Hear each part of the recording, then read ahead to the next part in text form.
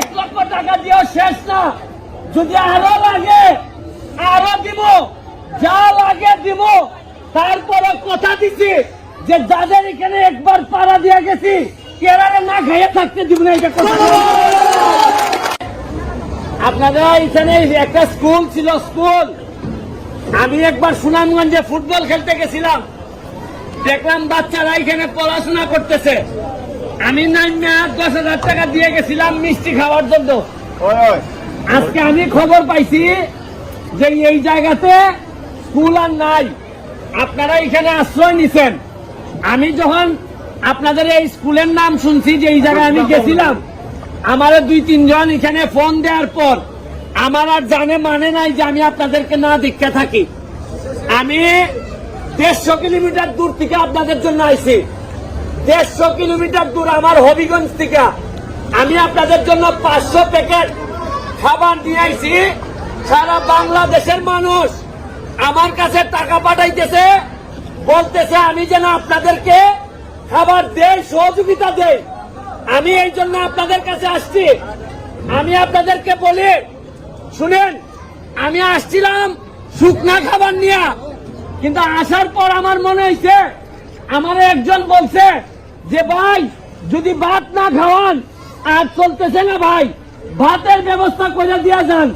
আমি এইখানে একজনকে পাইছি, যিনি আপনি আসেন, উনি আপনাদের জন্য 3 ডেক ভাত নিয়ে আসছিল, আজকে খিচুড়ি। আপনারা এইখান পর্যন্তই নাকি আসে নাই, ওইখানেই শেষ হয়ে গেছে সব। শূন্য আমার কষ্ট লাগছে। এখানে চেয়ারম্যান সাহেব আছে আপনাদের, আমি আপনাদেরকে বলতে চাই এই 500 প্যাকেট শুকনা খাবারের সাথে সাথে আপনাদের এখানে আরো অন্তত 1 সপ্তাহ খাবারের জন্য আমি 1 লক্ষ টাকা আপনাদের কাছে দিয়ে যাচ্ছি। আমি 1 লক্ষ টাকা দিয়েও শেষ না, যদি আরো লাগে আরো দিব, যা লাগে দিব। তারপরে কথা দিছি যে যাদের এখানে একবার পাড়া দিয়ে গেছি কেরারে না খাইয়ে থাকতে দিব না। এটা কথা মনে রাখেন, বিপদ কখন আছে কেউ জানে না। আজকে সুনামগঞ্জের উপর যে বিপদ আইছে, আমি হবিগঞ্জের মানুষ আইছে, আগামী বছরে আমার মা বোন পানিবন্দী থাকতে পারে, আপনারা যাবেন সাহায্য করতে। এইটাই বলে মানুষ এবং মনুষ্যত্ব। আপনারা টেনশন করবেন না, আপনারা বেশি দিন আল্লাহ পরীক্ষা নেয় না, বেশি দিন না, এই পানি নেমে যাবে, আমরা আবার ফেরত যাব। তবে মনে রাখেন, এইরকম দুঃসময়ে আপনাদের এলাকার যেসব মানুষ আপনাদেরকে সহযোগিতার জন্য আসে নাই, তাদের কথা আপনাদের হৃদয় কোনোদিন ভুলবেন না। এইটাই সময়। শুনেন, শুধু বিয়ে শাদী করার জন্য, বিয়ে শাদীর অনুষ্ঠানে না, মানুষ যখন বিপদে পড়ে তখন একজন নেতা হিসাবে, একজন এলাকার মানুষ হিসাবে আশা বলে আমি মনে করি। আপনাদেরকে একটা দুঃখের কথা বলি, ঢাকাতে আমি একজন সুনামগঞ্জের লোকের সাথে আমার কথা হয়েছে। আমি তারে বলছি গত সপ্তাহে যে সুনামগঞ্জের অবস্থা খুব খারাপ, চলো সুনামগঞ্জে যাই, মানুষকে সহযোগিতা করি। আমি নাম বলবো না, আপনার এলাকার এক লোক বলে সুনামগঞ্জে যাওয়ার দরকার নাই, রাস্তাঘাট বন্ধ, এগুলা সরকারে দেখবেন, এগুলো আমরা চিন্তা করে লাভ নাই। তখন আমি বলছি, নিজের এলাকার মানুষের পানির তলে রাখা যারা অন্য এলাকায় বসে থাকে, তারাই এই এলাকার কৃতি সন্তান কোনোদিন হইতে পারে। এই জন্যই বলি, মানুষ চিন্তা রাখেন, আমি এই জায়গায় কোনোদিন ফেরত আবার নাও আসতে পারি, আপনার সাথে আমার দেখা নাও হইতে পারে, তবে মনুষ্যত্বের দাবি নিয়ে আসছি। আপনাদের জন্য চা পারি কইরা দিয়ে যাবো। আজকে 1 লাখ টাকা দিয়ে যাইতেছি, আবার এই শুকনা খাবার দিয়ে যাইতেছি।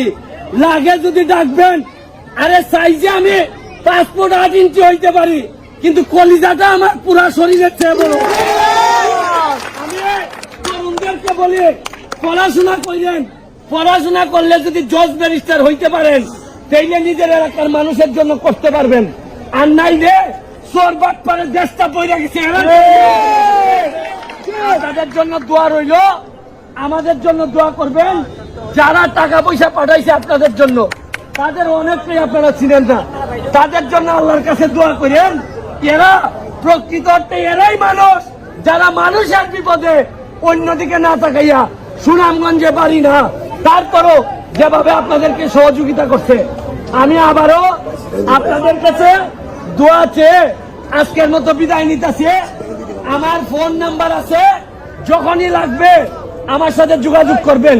পরিশেষে আবারও আপনারা মনোযোগ দিয়ে কথা শুনছেন, এই কারণে শুনেন, আপনারা মনোযোগ দিয়ে কথা শুনছেন এই কারণে এইখানে 1 লাখ টাকা দিয়ে তো যাচ্ছি। আর মসজিদে আমি যাইতে পারবো কিনা জানি না, মসজিদের জন্য আরো 50,000 টাকা আমি বরাদ্দ করে দিয়ে ভালো থাকবেন, সুস্থ থাকবেন। Thank you. দেখে আপনাদের একটা হলে সাইড দিয়ে